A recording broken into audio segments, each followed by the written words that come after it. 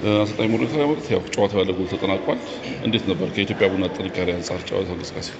ያው ጨዋታው በጣም ከባድ ነበር። ኢትዮጵያ ቡና ደግሞ ሊጉ ላይ አሁን ካለው ፐርፎርማንስ ሊጉ ላይ ለሻምፒዮና ከሚጫወቱት ጋር ተቀራራቢ ነጥብ ስለሆነ እና ደግሞ ተከታታይ እያሸነፈ በመምጣቱ ደግሞ ዛሬ እንደሚከብደን እኛም እናውቃለን። ግን ደግሞ በተቻለ አቅም እነሱን ባየናቸው ሁለት ጌሞች እነሱ በሱ ላይ ስራ ሰርተን ከቻለ ማሸነፍ ነበረ። ግን ደግሞ አንድ ነጥብ አግኝተናል። ለኛ ግን ጥሩ ነው ከነበረ አቅም አንፃር ጥሩ ነው መሰለኝ። ቀጣይ ወደ ከተማችሁ ወደ ሐዋሳ ነው የምትሄዱት። አጀማመር ሁለተኛው ዙር ላይ አንተ ከመጣ በኋላ ቡድኑ ላይ ለውጥ አለ፣ እድገት አለ፣ ውጤታማም ነው።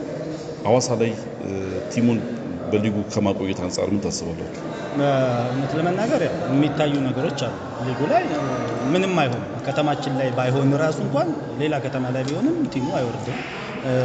ደግሞ እንደ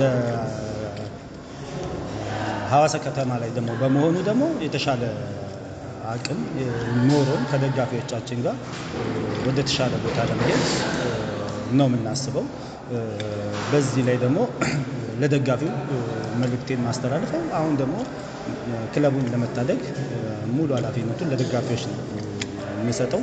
ሁሉም የሐዋሳ ከተማ ደጋፊ ሆነ ሐዋሳና አካባቢ ያለው ጌሞች ባሉበት ክለባችንን መደገፍ እንዳለባቸው ለማሳወቅ ጭምር ነውና ከአሁን ካለንበት የተሻለ ቦታ ላይ ደግሞ እንቀመጣለን በእርግጠኝነት። አመሰግናለሁ። መልካም አሰልጣኝ ነጻነት ያው ከተከታታይ ድሎች በኋላ ዛሬ ነጥብ ተጋርታችሁ ወጥታችኋል። እንዴት ነበር አጠቃላይ ጨዋታው እንቅስቃሴ? ጨዋታው መጥፎ አይደለም ለመናገር በተወሰነ መልኩ ባሰብነው ልክ ለማድረግ ሞክረናል። በተለይ የነሱ በስፔስ በማጥቃት የሚታወቁ ፈጣን አጥቂዎች አሏቸው። ስለዚህ እነዚህን አጥቂዎች ያንን ስፔስ በመከልከል ረገድ ጥሩ ነን። ግን ዛሬ ትንሽ የደከምነው እድሎችን በመፍጠር ላይ ወደፊት ስንሄድ ሶስተኛ ሜዳ ላይ ብዙ አስፈሪ አልነበርንም እና ምናልባት ዛሬ ትንሽ እሱን ያጣነው ያ ደግሞ በየ3 ቀን በየ4 ቀን የሚደረግ ጨዋታ ላይ ከፍተኛ ድካም አለ። ስለዚህ ልጆቹ ግን ላደረጉት ነገር በጣም አመሰግናለሁ። እግዚአብሔር ይመስገን። ሊጉ በብሔራዊ ቡድን ምክንያት ይቋረጣል።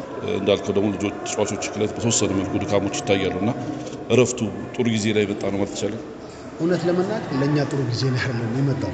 አሁን ያለንበት እንደ ቡድን ሪትማችን ጥሩ ነው። በዚህ ሪትም ሊጉ ባይቋረጥ ምርጫችን ነበር፣ ግን ግዴታ ስለሆነ አሁንም የመቋረጡን እንደ አድቫንቴጅ ቆጥረን የነበሩብን ክፍተቶች በተለይ አሁንም ጎል አልገባብንም። የነበሩብን ክፍተቶች አሉ። በተለይ የመጨረስ የተገኙ ድሎችን በጎልነት የመጨረስ እነዚህ አይነት ክፍተቶቻችንን ማረም አለብንና ያን ለማረም እንጠቀምበታል። ሳይታሰብ ኢትዮጵያ ቡና የዋንጫ ግምት ከሚሰጣቸው ቡድኖች አንዱ ሆኗል። ከነበረው የብዙ ተጫዋቾች መልቀቅ ጋር ተያይዞ ማለት ነው። እንደነዚህ ያሉ ነጥብ መጣሎች ከመሪው ጋር ለመድረስ ያለውን እንትን ወደ ቁጭት ውስጥ አይከታችሁ? እውነት ለመናገር እኛ አሁን እያንዳንዷ ጌም ላይ ማክሲመም ያለንን ነገር ሰጥተን ነጥብ ይዘን ለመውጣት ነው እያሰብን የመጣው። እግር ኳስ ደግሞ 3 ነገሮች አሉ። አክሴፕት ታደርጋለህ። አንዳንዴ ሽንፈት፣ ማሸነፍ፣ አቻ። ነገር ግን በዛ ውስጥ ትልቁ እንቅስቃሴያችን ላይ ያለውን ነገር ማረም ነው። እኛ እያንዳንዱ ጌም ላይ ትኩረት ስናደርግና ያለንን ነገር ምንሰጥ ከሆነ ራሱ ጌም የሚወስደን ቦታ አለ።